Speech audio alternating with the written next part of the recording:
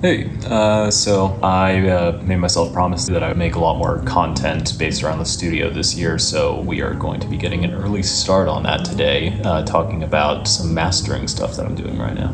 So I'm not an engineer who really believes in keeping secrets. I like to be very open about my processes.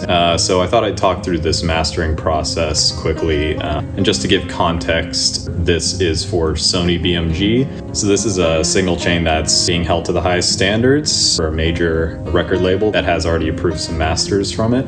So yeah, let's talk about the gear and the process. So before getting into the specifics of the actual gear I use, I want to talk a bit about my approach to mastering. So a lot of the great mastering engineers have said that when you're mastering, you really don't want to do much. If you're EQing more than like 2 or 3 dB, that's too much.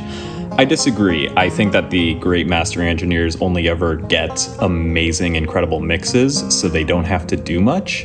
When I'm mastering, I will sometimes do some extremely dramatic stuff if it's required to get a really good master done. There's no rules. You just have to do everything very thoughtfully and in a calculated way, but there is no wrong way to this process. So first, we are using this Soundtech, which is an EQ where you can affect the left and right separately.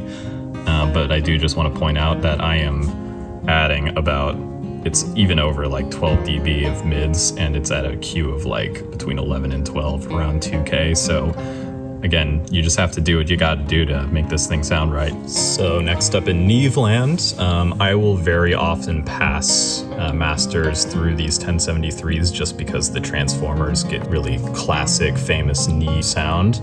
But in this case, I am actually also doing additional EQ moves because this mix sort of required it. And up next, we are hitting this compressor, which is stereo linked. And we're just using it to control the top of the dynamics a little bit so that we can get it in at a really high level into the computer. Okay, next in the box, right here, this is just a low cut, taking out stuff below like 10 hertz that you can't hear anyway. This is a bit of fine tuning on the EQ. Once I do the outboard EQ, I'll come back and just touch it up a little bit with an in the box EQ, and that is before the hardware insert, which is next in the signal chain.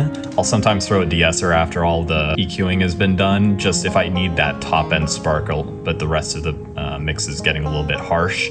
In this case, I tried it out, I liked it better without it. Here you can see I was doing a little bit of a shootout with some different imaging plugins, and this one went out just to widen it a little bit. In my experience, analog gear does not have as wide of a stereo image as stuff that's all in the box. So because I'm using so much outboard gear, just to get it to sound a little bit closer to what modern mixes are, I do widen out most of my mixes a little bit. And then the limiter is just so that we are hitting our final outboard little stage that we're gonna do at the correct level.